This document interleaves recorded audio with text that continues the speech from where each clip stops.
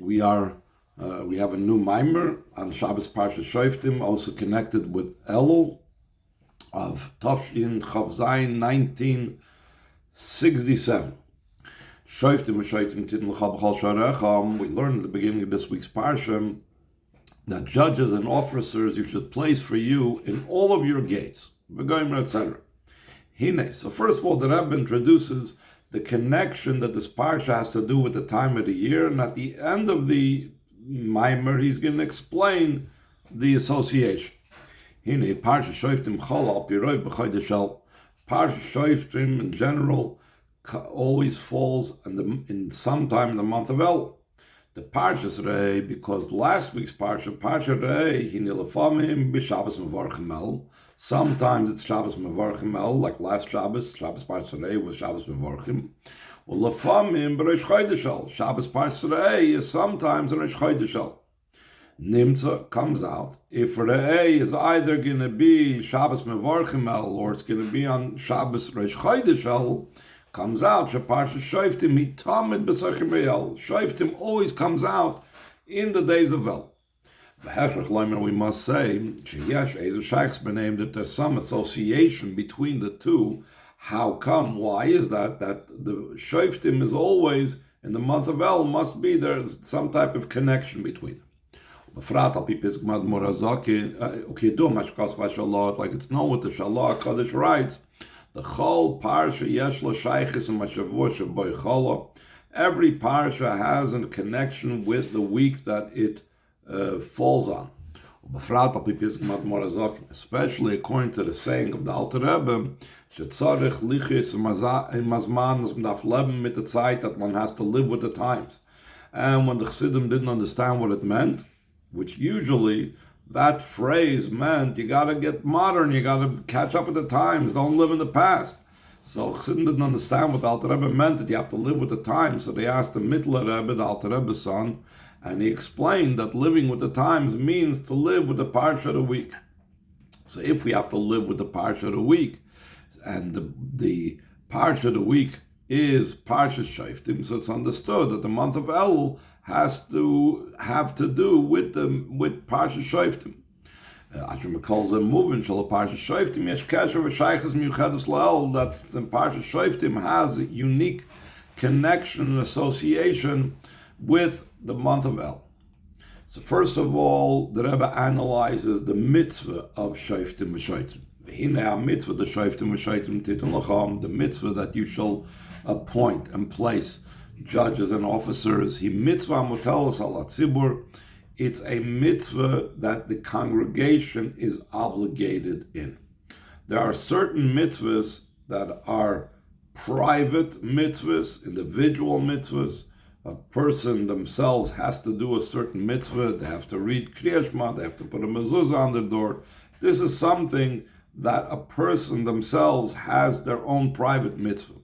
Then there is what's called communal mitzvahs, tzibur mitzvahs. I'm not the one that has to appoint the judges. The community as a whole has an obligation to appoint the judges. They should appoint the Sanhedrin. They should judge the people a righteous judgment, a correct judgment. This means that this mitzvah is applicable only in the times of the Beis HaMikdash. And even then, it also had certain places where it was done. In the times of the Beis HaMikdash itself, it was in all of your gates. What does it mean, all of your gates? B'chol ir, in every city, u'b'chol pelach, which is like a bigger part of a city, an area, u'b'chol shevet, and every shevet, as we know, Eretz Yisrael was divided to all the shvatim, so there were certain sections that were Shevet Naphtali, another section was a section of Yisachar, another section was a section of Yehuda. Every Shevet had to have their tribal Sanhedrin. And despite the fact that it was all over, wherever Yidden were in Eretz Yisrael, every city, every area, and every Shevet, it was still limited, that it was only in Eretz Yisrael and not outside of Eretz Yisrael. So in addition with the fact that this is a communal obligation, a mitzvah, mutelos ala tzibur, it still has limitations about where and when this applies. So seemingly, what does it have to do with us? Though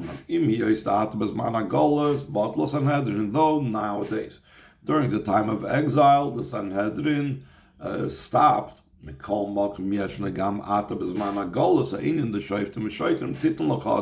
now in the time of exile the idea that you should appoint for yourselves judges and officers, at least spiritually, and in every place. And we can actually derive this from the language that the pasuk uses.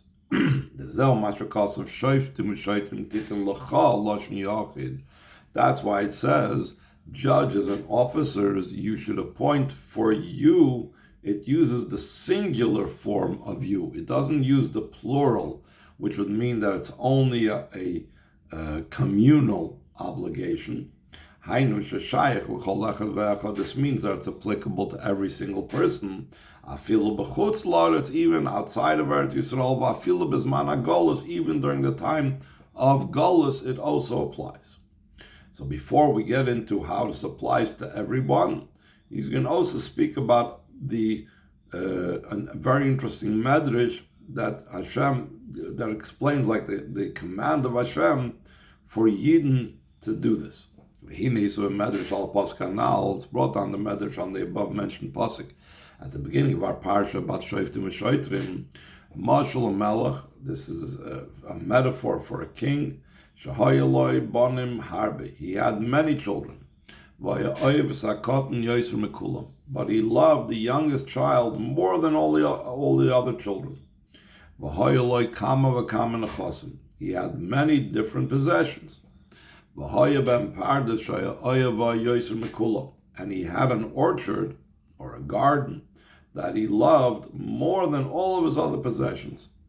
Amar Melech, so the king said to himself, I'm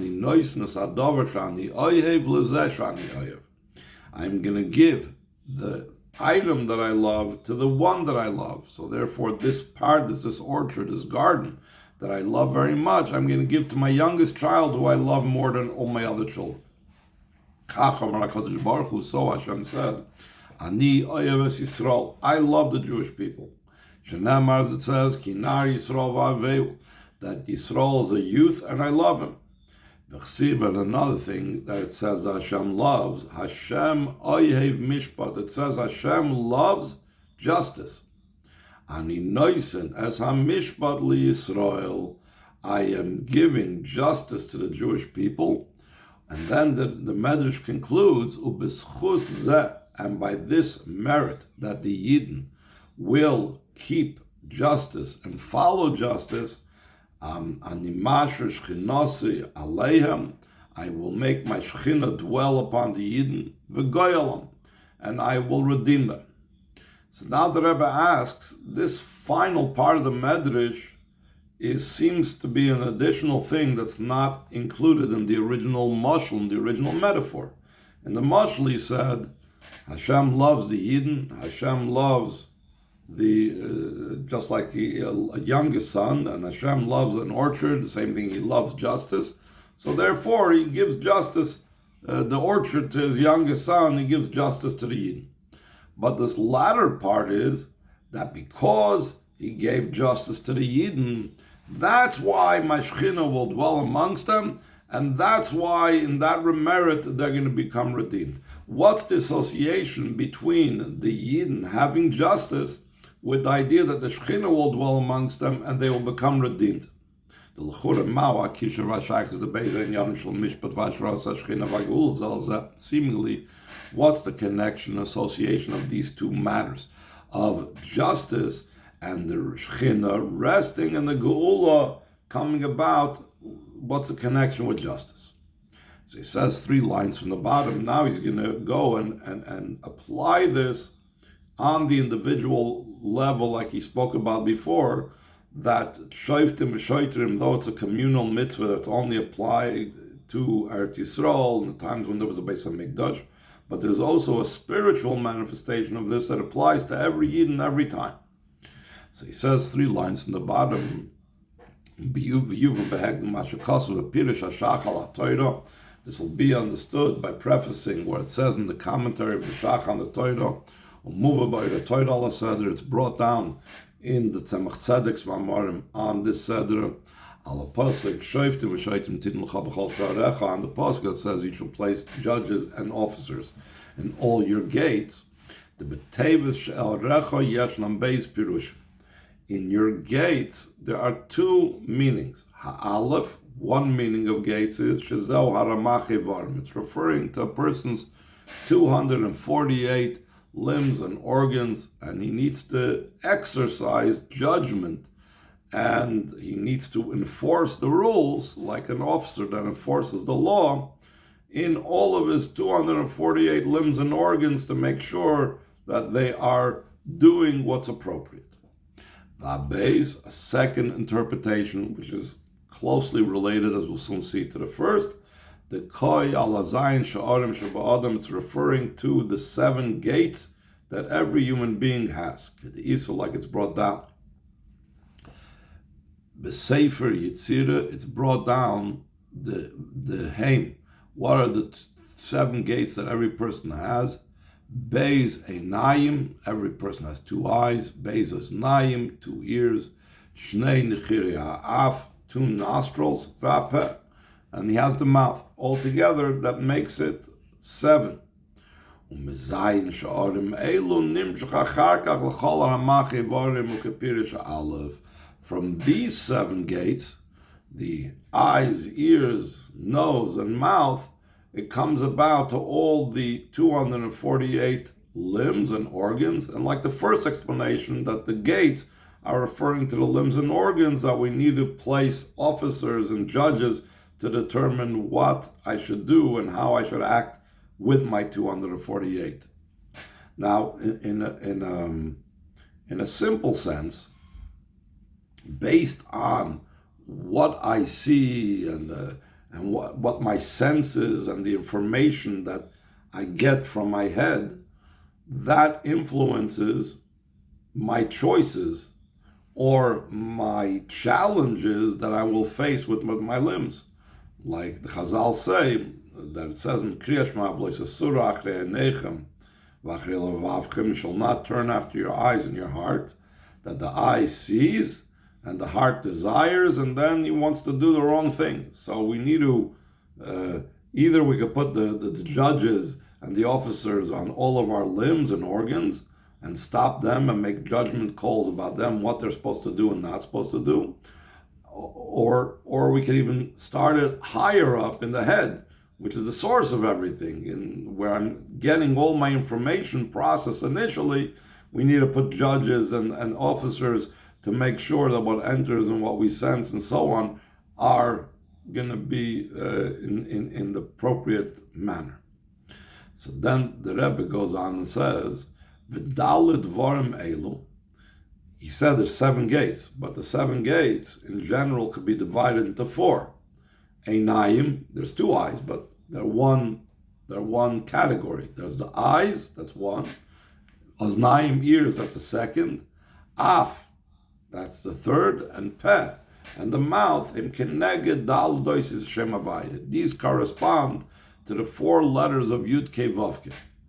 We know that Yud Kei, the letters Yud and Hey of Shem Yud Kei Vav Kei correspond, like Alter Rebbe explains in Tanya, in many places, that Yud is the level of Chachma, Hey is the level of Bina.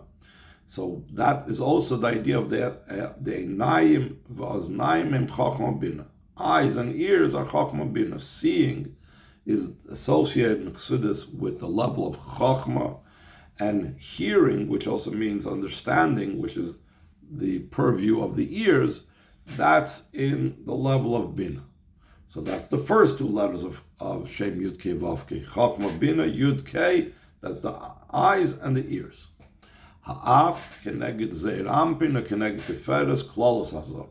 The nose, he doesn't explain why, corresponds either to the 6 midos beneath the intellect, or it corresponds to Tiferes, which is like the center part of the 6 midas and includes all the 6 midas. Upeh, and the level of the mouth, Zehu Malchus, the level of kingship, Dibur, speech, which is the final Hey of Yud Kei Vav Kei. The Vav is either Tiferes or Zeir Ampin, the midas, 6 midas, the letter Vav, numerical equivalent of 6. Mouth, it goes on Malchus for various reasons. One of the reasons is, it says, Bedvar Melech Shilchton. A king rules through his speech, he gives orders. So Malchus has to do with speech, has to do with Peh. In Friday night before Mincha, there is a section in the Siddur, which is taken from a Tikkun Zohar. It says, Malchus Peh. Malchus, the level of the mouth. And Malchus also corresponds to the letter Hey of Yud Kei Vav Kei. So again, Yud Kei Vav Kei corresponds to these gates upon which we need to have judges and officers. These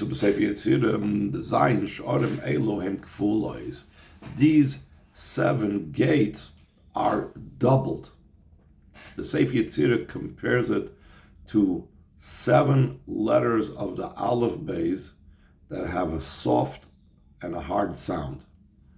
Now, we don't know all the soft and hard sounds of these things, but just like there's a Beis and Veis, and a Taf and a Saf and a Chaf and a Kaf, and a Pei and a Fei, there's also a hard Reish and a soft Reish. There's a hard Gimel and a soft Gimel. It's a hard Dalet and a soft Dalet. This is called Kfulois. If you remember in Tanya, when it talks about the Midois, it calls them that there's the 7 Kfulois, the doubles. The doubles refers to, because these 7 levels are in Sefer Yetzirah, and the Sefer Yetzirah associates these 7 gates that we just now spoke about, the 2 eyes, the 2 ears, the 2 nostrils, and the mouth, are all also doubled. And the Rebbe is going to explain what is their doubling. So there's 2 ways how we can express the doubling that there is to be found over here. First of all is Sheyeshlam Gam B'Nefesh Elikis V'Gam B'Nefesh Bahamis. All these different midas, Chachma, Bina, Zeir Ampin, Malchus, there's the way the Nefesh Elikis has all these gates. V'Gam B'Nefesh Bahamis. Nefesh Bahamis also has Chachma, Bina, and so on. And also, the Rebbe adds, in addition to the fact that these gates are called doubled because they are to be found both in the Nefesh Elikis and the Nefesh Bahamis, another reason they're called doubled is in the Nefesh Elikis itself. U'b'nefesh Elikis gufa zeu gamkin kfulas, and the godly soul itself, they are also doubled. Hainu sheyesh l'mazayin sh'or mitzad midas ha'chesed v'yispashtus mitzad midas ha'gvura v'atzimtzum. There's the 7 gates, the way they are from the perspective of kindness, which means expansion and openness. And also there's these 7 gates, the way they are in the Nefesh Elikis. They are from the perspective of severity, and they're constricted. Shezeu inyan dogish v'rafui. In the letters of the Aleph Beis, the hard sound, the Beis, is called dogish. The soft sound is rafui. The kaf versus chaf, the pei versus fei, the taf versus saf, these are all hard versus soft. Shedogish moiral gvura, that the hard sound indicates severity, and verafui, and the soft sound moiral chesed, shows on chesed. Hainu sheshneiim mitzad hakdusha. We're talking about in the nefesh elikis. In the godly soul, there's both the gvura aspect of these midos and these sha'arim, and there's the chesed aspect. In Kedusha itself, there are 2 lines, 2 approaches. Al derech Beis Shammai Beis Hillel. For example, Beis Shammai Beis Hillel. They are both in the side of Kedusha. Beis Shammai him b'kav ha'gvura. Beis Shammai, as we know, their line of serving Hashem is in the level of severity, and all their midas, and all their spheres, and all their koiches, whether it was the chachma, whether it was their chesed, whether it was the malchus, all of it was in the line of severity. Beis Hillel him bekava chesed, and Beis Hillel was in the line of kindness, v'shneim bekedusha, and both of them are holy. One of the ways how we could see that both of them are holy is the fact that even though in general, if there's a dispute between Beis Shammai and Beis Hillel, the halacha is, at present at least, according to Beis Hillel's opinion. When Mashiach comes, there's a whole different discussion about this. But at present, the halacha is like Beis Hillel. But even though the general rule is that the halacha is like Beis Hillel, there are some exceptions to this rule. Therefore, we see many times the halacha Beis Shammai, that the halacha is like Beis Shammai, even though they are on the line of Gevura. Like it's brought down in the Mishnayos and the Sechtes Eidias, that it compiles all those exceptions where the halacha is like Beis Shammai. The main point that Rebbe is trying to bring out is that both Beis Hillel and Beis Shammai, regardless of the fact that this one's in Chesed, this one's in Gevura, they're both lines of Kedusha. So in the same vein, when we talk about the 7 gates that are doubled,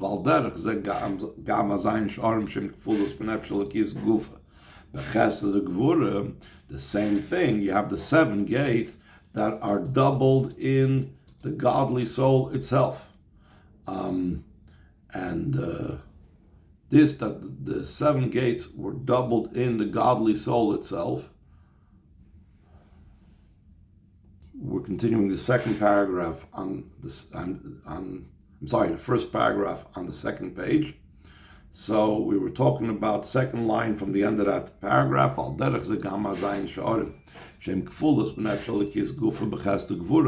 the 7 gates that are doubled in the godly soul itself in kindness and severity. From these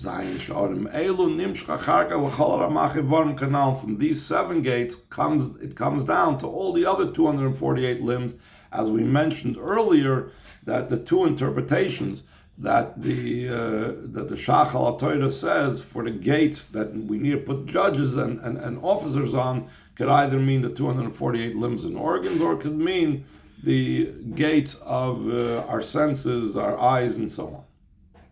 Second paragraph on the page. This is where it says you shall place for you judges and officers. The idea of judges is the judgment that a person needs to judge themselves, how the gates have to be. You could skip the parentheses. In other words, a person needs to make a judgment call how my actions should be. That's the 248 limbs. Why does he have to judge? Even without judgment, he's not going to do the right thing. So he says no, because the Yetzer Hara is very tricky. The Yetzer Hara is a professional. He's a craftsman.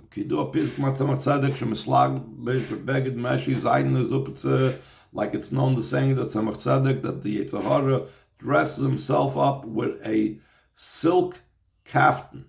That means that he appears to the person, a silk kapata is something that a chashuva person wears, a rav wears, a learned person wears. He doesn't wear coarse clothing.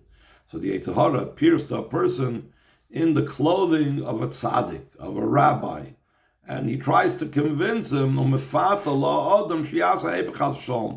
he tries to convince the person to do the opposite of what he's supposed to do. Because the Yetzer Hara is so tricky, for this, there needs to be judges. The person needs to judge themselves. Is whatever particular direction the person wants to take, is it coming from the side of holiness or the opposite? Judges but are not enough. Even though you've appointed judges, now you need to bring it into the world of action. Afterwards has to be the officers. The difference between judges and officers, even in the simple sense, when you're talking about a court and you have a judge and then you have the officer of the court, is the Shoftim. The judges are the ones that decide the case according to the intellect. But someone else actually has to enforce the law that's been ruled. The officer's job is to act upon it and to bring the judgment into actuality. So too, it's in the service of Hashem that every person needs to appoint judges and officers upon themselves. The initially there has to be the judgment, as we explained before. He needs to judge whether something is correct or not correct to do.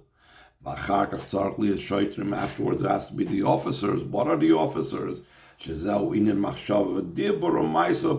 the actual thought, speech, and deed that he has to act now in accordance with what the judges decided.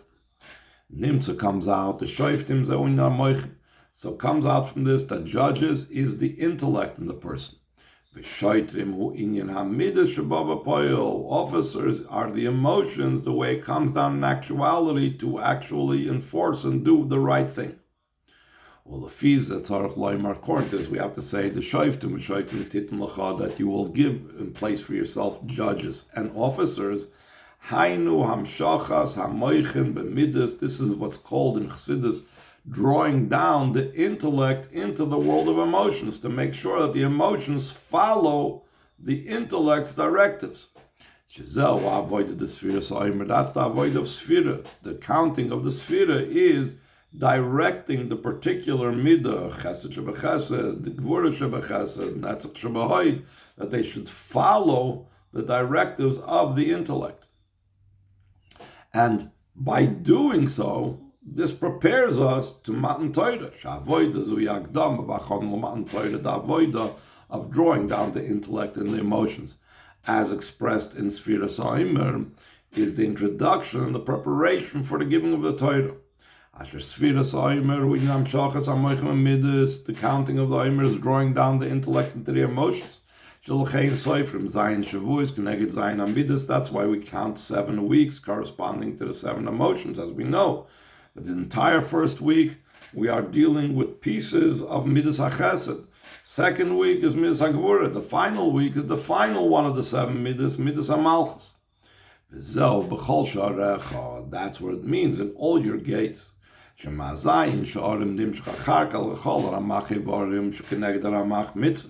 That from the 7 gates comes down and follows afterwards to all the 248 limbs, that the 248 limbs correspond to the 248 mitzvahs asay.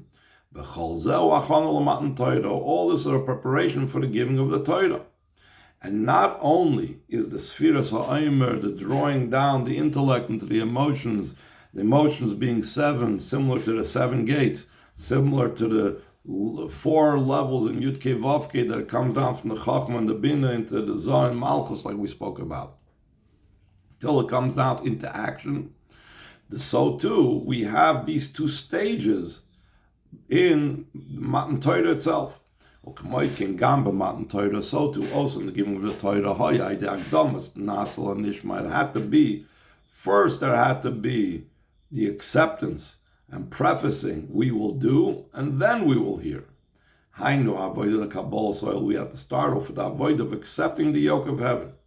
Like it's brought down in Medrash concerning the idea of Yidden saying Nasa before Nishma, or Chazal also bring this concerning the idea of why we say Shema before V'hoyim Shemoya, because Mashal El Shabali Ir. It's analogous to a king that came into a new city that became part of his kingdom. So his servants in that city told him, decree upon us decrees, tell us what you want us to do. So he told them, first, you have to accept me as a king. I'm a new person here in town. First, accept my kingship. And then I will decree upon you decrees. That's why the avoid of Kabbalah soil, accepting the yoke of heaven, has to precede the actual mitzvahs. That's why we say Shema, by the declaration of Shema Yisrael, Hashem Elokeinu Hashem Echad. We are accepting Hashem as King. And then it says, put mezuzahs on your doorpost, teach Torah, teach Mol Kol Mitzvahs. It will be when you listen to all my mitzvahs. And the same thing, by Matan Torah, it had to be that way. Before they received the Torah, which was the mitzvahs, they had to say, we are accepting you as King. Therefore, by the Aseres HaDibros, the Ten Commandments, first they had to say, we will do before we will hear and from you what the mitzvahs are. And only v'acharkach, after they said, we will do, we have the Kabbalah's oil, we accept you as king, then Hashem said, he said the Ten Commandments. V'hainu kanal, like we said before, shetzarach liyas tchila Kabbalah's oil, first have to be the acceptance of the yoke of heaven. V'acharkach ma'isa mitzvahs, and then was the action of mitzvahs. Shezeu b'chlolos, that was in general for Klal Yisrael. But just like it was in general for Klal Yisrael, that's the way it was, Kabbalah's oil, before there was a Maisa Mitzvahs, Sfiras HaOmer, before we actually did and accepted the Torah, in a similar vein, it's every day, like I mentioned before. This one is brought down the Gemara, why is Parsha Shema preceding the Parsha Vayim Shemaya, the Beseda, Amiras Parsha is Magdimim, Shema Vayim Shemaya, that in the order of the reciting of the Parshas in Krishma, the first Parsha that we recite is Shema and Va'afta, and the second Parsha we recite is Vayim Shemaya, because Shema begins with accepting Hashem as King. First, he should accept upon himself the yoke of the kingdom of heaven, oil mitzvahs, and afterwards the yoke of the mitzvahs. That is the beginning of things that Rebbe is going to explain now. But later on, as we progress, the mitzvahs take us to a higher state and a higher level even than the Kabbalah's oil preceding the mitzvahs. Second paragraph on the page. The idea of accepting the yoke of heaven has to be only at the beginning of the avodah. But afterwards has to be in all your gates. It's not just enough to have the Shoftim v'Shoitrim, which is like the Kabbalah's oil. The judges and the officers, they lay down the law. They say who's boss, but then it has to be in all your gates. The Ma'isa mitzvahs of the actual performance of mitzvahs is a Kabbalah's oil mitzvahs. That's acceptance of the yoke of mitzvahs after accepting the yoke of the kingdom of heaven. Through the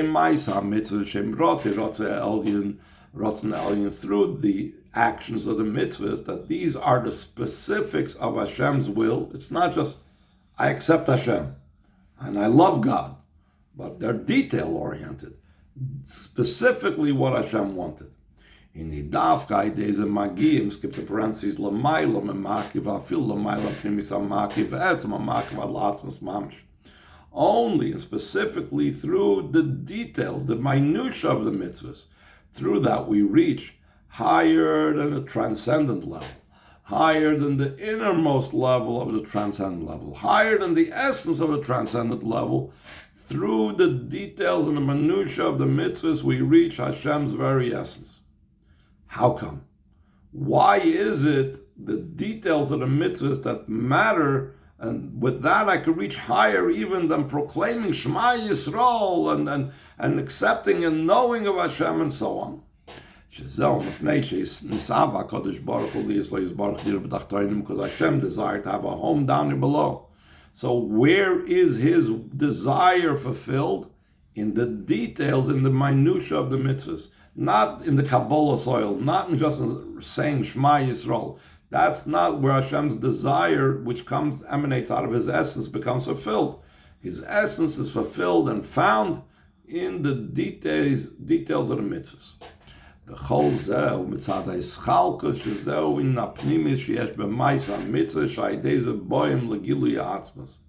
That's because of the breaking down. The mitzvahs divides into many details.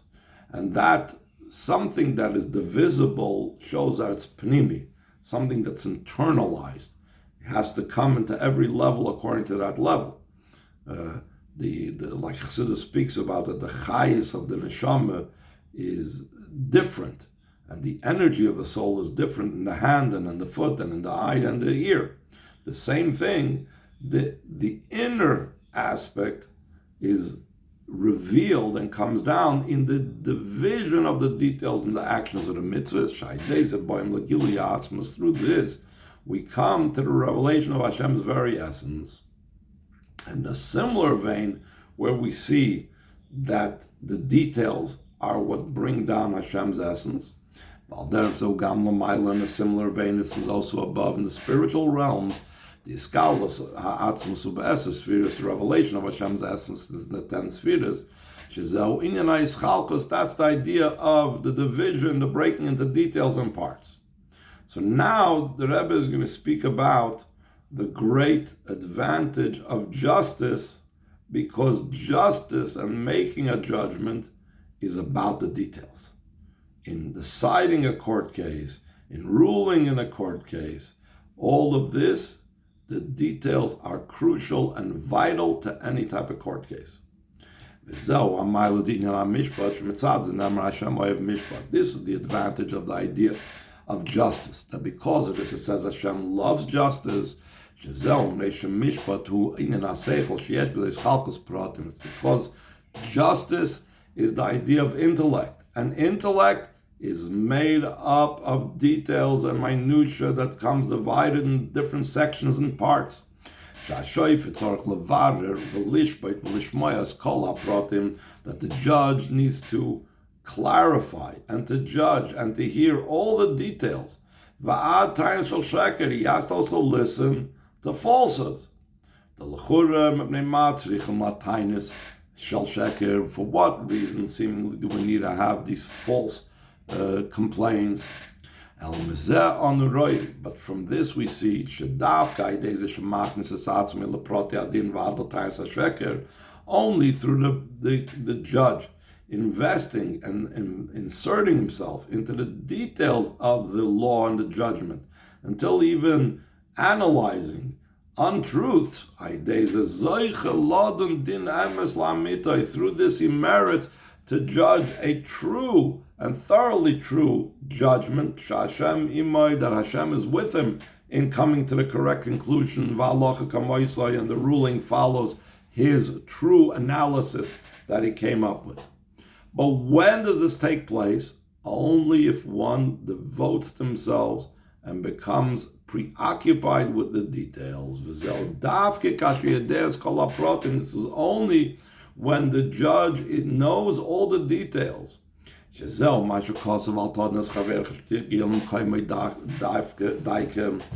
is also the explanation of what it says, do not judge your fellow till you specifically reach his place. When you are in his place, then you know all the details necessary to be able to make a judgment. But if you're not in his place, you don't have all the necessary details, so how can you make a judgment? That the judge places himself in the place of the person that's being judged. Only then can he judge the judgment to its thoroughness and truthfulness.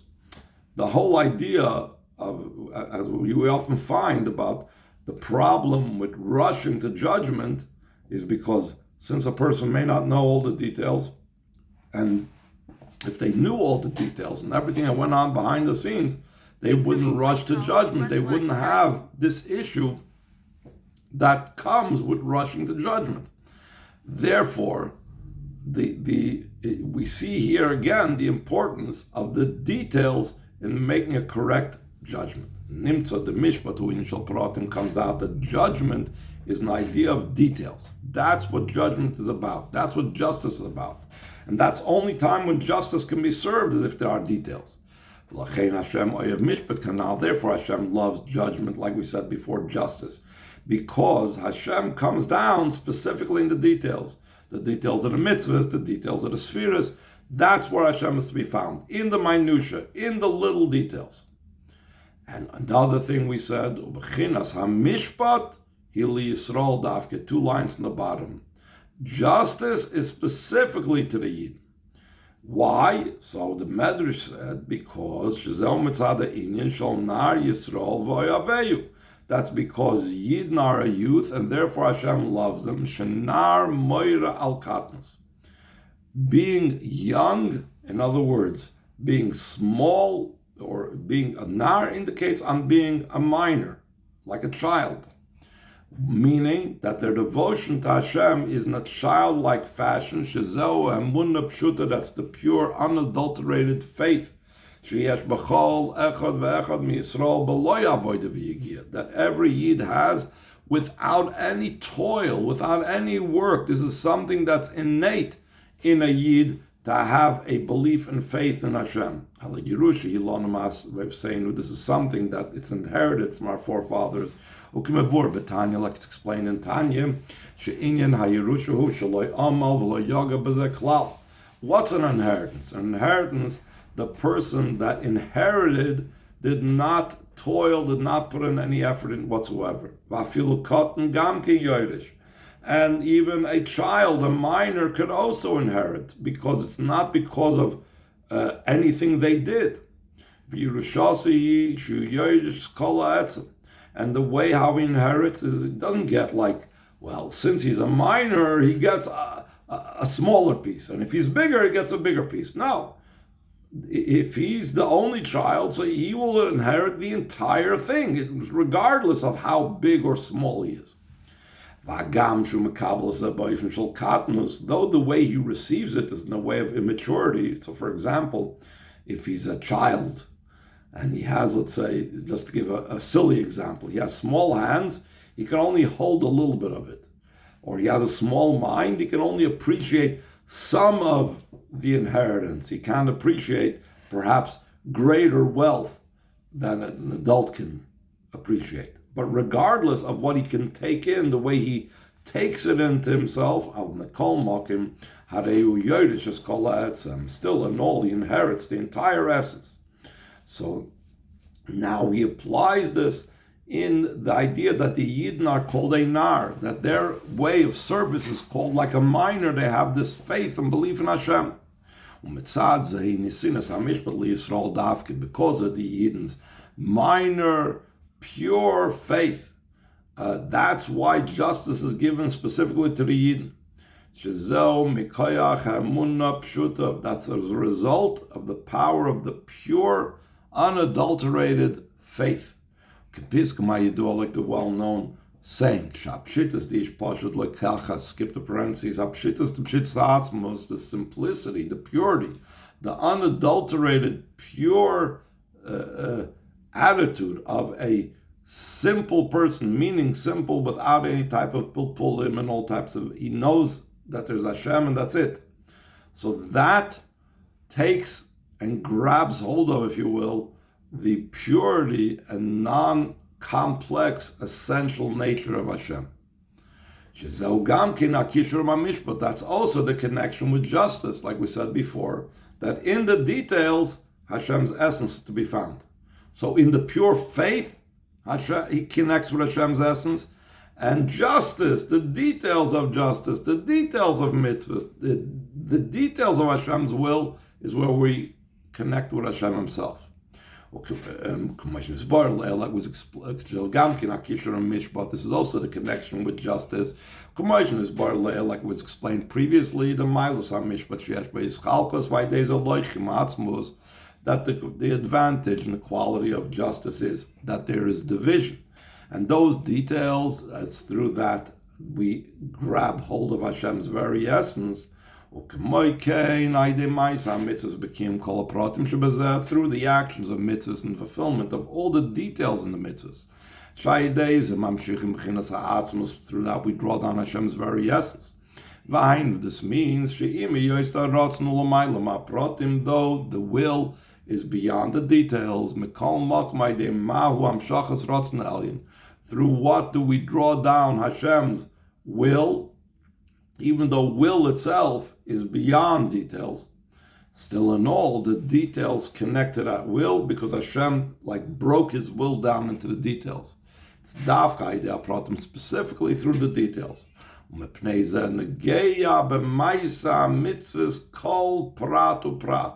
That's why in the actions of mitzvahs, every single detail matters.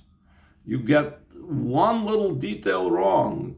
A person washed and the water didn't cover their entire hand appropriately, or they missed out a certain detail in the manufacture of the mezuzah. A piece of a letter is cracked off in a Sefer Torah. The whole Torah is puzzle. The whole washing is not a kosher washing, etc., etc. Why? When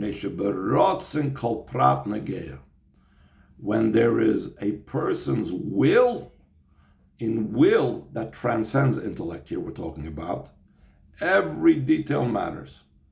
If a person wants something in a pure will, we could see an example of this by a child. By a child, if they didn't get exactly what they wanted, it's because they're living in a world of pure will. So then, even though they have 90%, 95%, 99%, but because of that one little thing that they're missing, they're throwing a tantrum, they're crying, they're on the floor. They're in hysterics. This is a result of the fact that in the spiritual sense, there's a level of will that transcends the intellect. That in that level of will, every single detail matters. And that's why every single detail of a mitzvah matters. And if one detail in the mitzvah is off, then the whole mitzvah wasn't fulfilled. But still in all, even though the essence itself is beyond all the details, but we can get it in the details. So now the Rebbe is going to connect it with Elul, which is what he set aside right away at the beginning. That's the connection of Parsha Shoftim and the month of El. El is a set aside time in the year that one needs to make a soul accounting. El is the time when we have to take an accounting of our thoughts, of our speech, of our actions in details, because the details matter. The beginning is from your gates, like we said before, the 7 gates that are what we sense the world around us. From that, it comes down to the other gates, the other meaning in gates, the 248 limbs and organs. That's the idea of judges, and afterwards the officers. That's in the avoid of a person, like we said before. Afterwards it comes down also in the world. Where do we see the Samshach in the world? First it's Samshach from above. That's the Shizawa Gilim Maila, it's revelation from above, that all who were made will know that you made them. And that initially comes down there to Yisrael. In the future, Yisrael will expand in all the lands. It'll come down it'll be drawn out to the entire world. Like it says in our parsha, he'll